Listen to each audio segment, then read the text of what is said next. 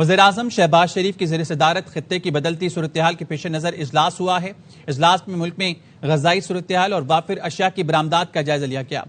ملک کی غذائی ضروریات کے لیے اشیاء خورنوش کی طلب اور رسد کی مکمل نگرانی کی جائے گی، یہ کہنا تھا وزیراعظم کا۔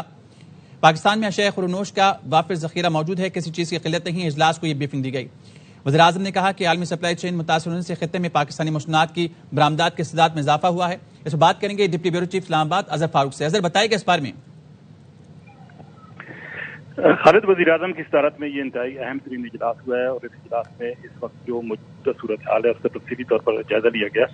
بالخصوص خلیجی ممالک کو جو غذائی اجناس کی کمی کا مسئلہ ہے اس کا تفصیلی طور پر جائزہ لیا گیا اور اس حوالے سے وزیراعظم نے کچھ اہم فیصلے بھی کیے اس اجلاس میں۔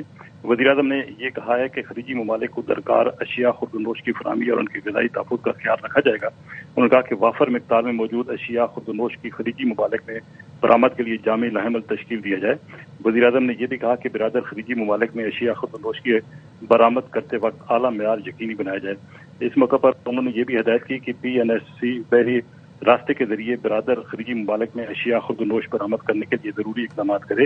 اجلاس کو ملک میں موجود اشیاء خوردنوش کے موجودہ ذخائر اور پیداوار پر بھی بریفنگ دی گئی۔ بتایا گیا کہ پاکستان کے زرعی شعبے بشمول زرعی اجناس، گوشت، پولٹری، ڈیری اور سی فوڈ میں برآمد کی وسیع استعداد موجود ہے۔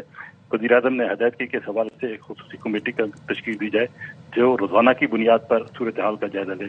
وزیراعظم نے برادر خلیجی ممالک میں تعینات سفیران اور ٹریڈ افسران کو متحرک رہنے کی بھی ہدایت کی۔